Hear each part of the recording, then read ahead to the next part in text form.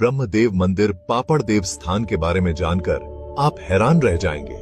चलिए ब्रह्मदेव मंदिर के समृद्ध इतिहास के बारे में आपको बताते हैं। बदायूं जिले के पापड़ गांव में स्थित ब्रह्मदेव मंदिर प्राचीन भारतीय धरोहर और आध्यात्मिकता का एक अनूठा प्रमाण है।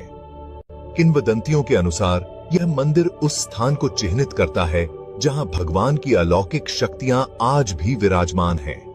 निर्मित मंदिर का लाल शिखर और जटिल नक्काशी भक्ति और कला की कहानियां सुनाते हैं। दातागंज क्षेत्र के पापड़ ब्रह्मदेव मंदिर पर कार्तिक मास में भव्य मेले का आयोजन होता है। पूरे वर्ष यहां पर श्रद्धालुओं की भारी भीड़ उमड़ती रहती है। इसी स्थान पर अंग्रेजी हुकूमत ने दातागंज और बदायूं जोड़ने के लिए अरिल नदी पर पुल निर्माण शुरू कराया था, लेकिन यह रास्ता मंदिर के बीचों बीच होकर जा रहा था। यहां देवस्थान की शक्तियों के कारण आज भी अधूरे पुल का निर्माण नहीं हो सका और उनको रास्ता मोड़कर निकलना पड़ा। ब्रह्मदेव मंदिर एक बार फिर चर्चा में रहा। मेरठ से प्रयागराज तक बनने वाले हाईवे की चपेट में आया, लेकिन हाईवे के कर्मचारियों को मंदिर बचाना पड़ा। आज भी हर रोज सैकड़ों श्रद्धालु दर्शन के लिए पापड़ ब्रह्मदेव स्थान पर आए हैं।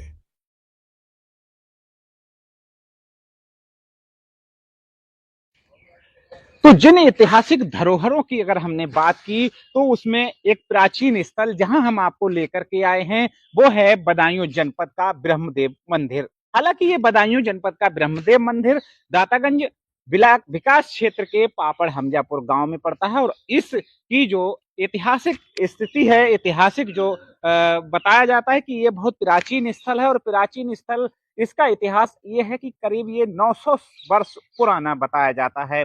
ऐसी यहाँ की मान्यता है कि जो मंदिर है वो प्राचीन समय से था। जब दातागंज का नाम आता है और दातागंज बदायूं को जोड़ने के लिए अंग्रेजों ने यहाँ पुल की स्थापना की थी। हालांकि जो इसके पास से नदी बह रही है उसे अरिल नदी कहा जाता है और अरिल नदी जब अपने तीव्र रूप पर बहती है तो यहाँ से रास्ता बंद हो जाता था, जिसके बाद अंग्रेजों ने यहाँ से एक पुल का निर्माण कराया। हालांकि जो ब्रह्मदेव मंदिर है, इस ब्रह्मदेव मंदिर के बीचों बीच से रास्ता होकर के निकलता था और इस रास्ते को यहाँ की जो शक्तियां हैं, यहाँ की ब्रह्मदेव महाराज की जो शक्तियां हैं, उन शक्तियों के तहत वो रास्ता अभी तक अधूरा पड़ा हुआ है। हालांकि इस रास्ते को घुमाना पड़ा, घुमाने के बाद दातागंज और बदायूं मार्ग को जोड़ा गया।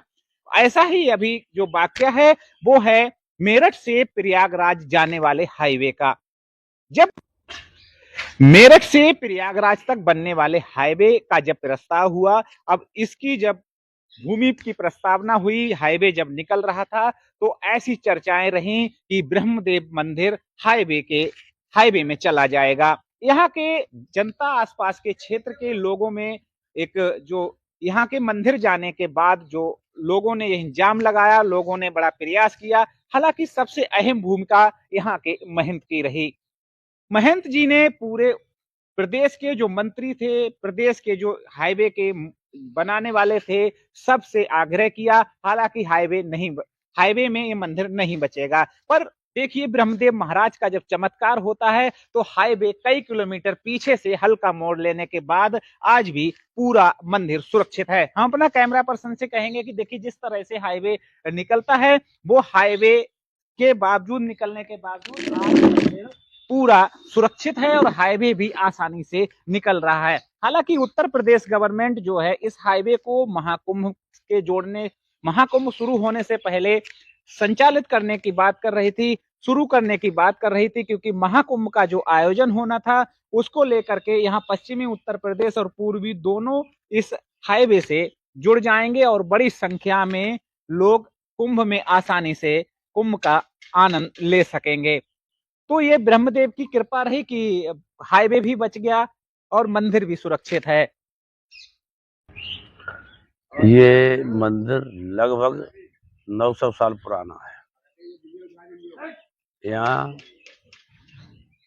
अंग्रेजी हुकूमत में जब ये पुल का निर्माण हुआ तो यहाँ की जो शक्तियां हैं उन्होंने इसे ढा दिया। इसके बाद अभी ये गंगा एक्सप्रेस वालों ने अभी ये निकाला यहाँ से गंगा एक्सप्रेस, तो जो उत्थान जा रहा था वो इनकी मजबूरी के कारण बचा, क्योंकि यहाँ शक्तियों ने इन्हें प्रवेश करने नहीं दिया।